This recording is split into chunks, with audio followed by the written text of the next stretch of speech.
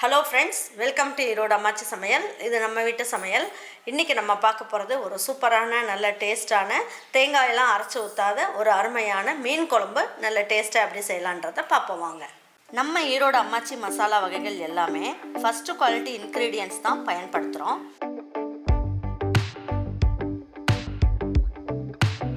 வாங்குற பொருட்கள் எல்லாமே முறையா ஜலிச்சு பொன் வறுவலா வறுத்து சரியான பதத்துல அரைக்கிறோம்.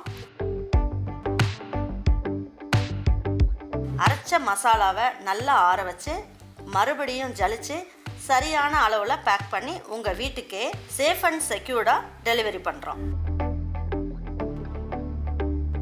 நம்ம மசாலா வகைகள் மற்றும் சத்து மாவு, ரெடிமேட் இட்லி மாவு, இடியாப்ப மாவு எல்லாமே நீங்கள் வாட்ஸ்அப் மற்றும் வெப்சைட்டில் ஆர்டர் பண்ணி வாங்கலாம். இதில் ரொம்ப முக்கியமான விஷயம், இது full and full pure homemade masala. நம்ம எல்லாருக்குமே ஆரோக்கியம் தானேங்க முக்கியம். இப்போ இதுக்கு வந்து நல்லெண்ணெய் ஊற்றிக்கலாம். பாருங்க, இது ஒரு அரை ஸ்பூன் அளவுக்கு கடுகு உளுந்தம் பருப்பு போட்டுக்கலாம். இதில் ஒரு 1/4 ஸ்பூன் அளவுக்கு வெந்தயம் போட்டுக்கலாம். பாருங்க, இதில் 2 இனுக்கு அளவுக்கு கருவேப்பிலை எடுத்து வச்சுருக்கேன், இதையும் போட்டுக்கலாம். ஒரு கைப்பிடி அளவுக்கு சின்ன வெங்காயம் போட்டுக்கலாம்.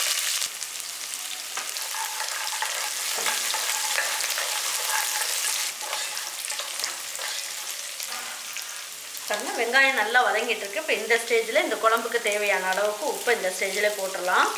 1/4 ஸ்பூன் அளவுக்கு மஞ்சள் தூள் போட்டுக்கலாம். பாருங்க, வெங்காயம் இந்த அளவுக்கு நல்லா வதங்கிட்டு இருக்கு.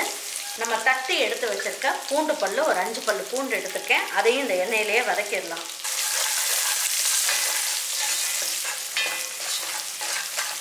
இந்த மீன் குழம்புக்கு நம்ம வந்து தேங்காயில் எதுவுமே அரைச்சி ஊற்ற போகிறது கிடையாது. இதில் நான் என்ன பண்ணியிருக்கேன், 2 பெரிய வெங்காயத்தை நல்லா நெய்ஸாக பேஸ்ட் மாதிரி அரைச்சி வச்சுருக்கேன். பச்சையாக தான் அரைச்சிருக்கேன். இதையும் இதில் ஊற்றிடலாம்.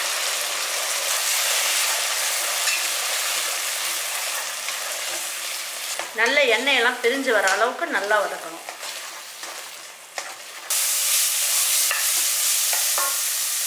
டேபிள் ஸ்பூனில் ஒரு 1/4 ஸ்பூன் அளவுக்கு மிளகுத்தூள் போட்டுக்கலாம். இப்போ நல்ல மணமாக இருக்குங்க. எண்ணெயெல்லாம் நல்லா பிரிஞ்சு வந்துடுச்சு. வெங்காயமோட கலரும் பாருங்கள், நல்லா ப்ரௌன் கலரில் வந்துருச்சு. இதில் வந்து நான் மீடியம் சைஸ் 3 தக்காளி கட் பண்ணி, அதாவது பேஸ்ட் மாதிரி அரைச்சி வச்சுருக்கேன், இதையும் ஊற்றிடலாம்.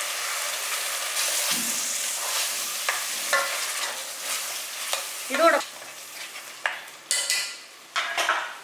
பாருங்க, ஒரு 1/4 ஸ்பூன் அளவுக்கு ஜீரக பொடி பண்ணி வச்சுருக்கேன், அதையும் போட்டுக்கலாம்.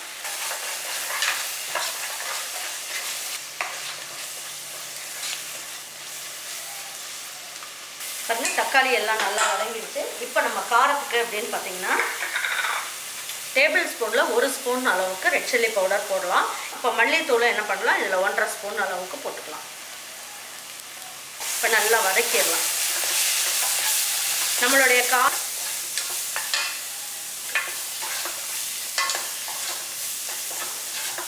பச்சை வாசம்லாம் போயிருக்கும்.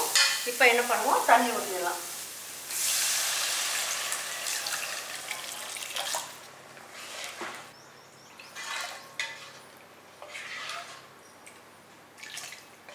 பாருங்க, தட்டை வச்சு மூடி வச்சிடலாம். இது நல்லா ஒரு 2 நிமிஷத்துக்கு நல்லா கொதிக்கட்டும். இப்போ எடுத்து பார்க்கலாம் இப்போ கொதிச்சிருக்கான்ட்டு. பாருங்க, நல்லா திக்காக ஆயிடுச்சு பாருங்க குழம்பு. இப்போ நான் என்ன பண்ணியிருக்கேன், ஒரு நெல்லிக்காய் அளவுக்கு புளியை எடுத்து நல்லா கரைச்சி வடிகட்டி எடுத்து வச்சுருக்கேன், இதையும் இதில் ஊற்றிடலாம். இப்போ தட்டை வச்சு மூடி வச்சிடலாம். இது இன்னும் 2 நிமிஷம் நல்லா கொதிக்கட்டும். பாருங்க, இப்போ எடுத்து பார்க்கலாம். பாருங்க, குழம்பு வந்து நல்லா கொதிச்சுக்கிட்டு இருக்கு. இப்போ இந்த ஸ்டேஜில் நம்ம என்ன பண்ணலாம், நம்ம எடுத்து வச்சுருக்க மீன்லாம் இருக்கு இல்லையா, இதெல்லாம் எடுத்து போட்டுடலாம். பாருங்கள், இது ஒரு 3/4 கிலோ அளவுக்கு மீன். இது வெலை மீன். இது நீங்கள் எந்த மீனில் வேணாலும் இதே மாதிரி ஸ்டைலில் நீங்கள் மீன் குழம்பு வைக்கலாம், ரொம்ப நல்லாயிருக்கும்.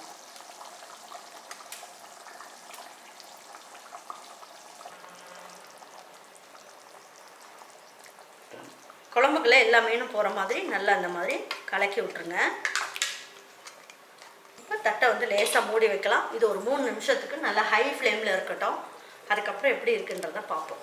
பாருங்கள், இப்போ எப்படி இருக்குன்றதை பார்ப்போம். பாருங்கள். இப்போ நான் என்ன பண்ணியிருக்கேன், இதில் வந்து ஒரு 3 நிமிஷம் வந்து ஹை ஃப்ளேமில் வச்சுருந்தேன், ஒரு 2 நிமிஷம் ஸ்லோ ஃப்ளேமில் வச்சுருந்தேன். பாருங்கள், இந்த எண்ணெயெல்லாம் கசிஞ்சு மீன் குழம்பு பார்க்கறதுக்கே சும்மா அட்டகாசமாக இருக்குது பாருங்கள். பாருங்கள், நல்ல எண்ணெயெல்லாம் நல்லா கசிஞ்சு சூப்பராக வந்துருச்சு பாருங்கள். குழம்பும் நல்லா திக்காயிடுச்சு.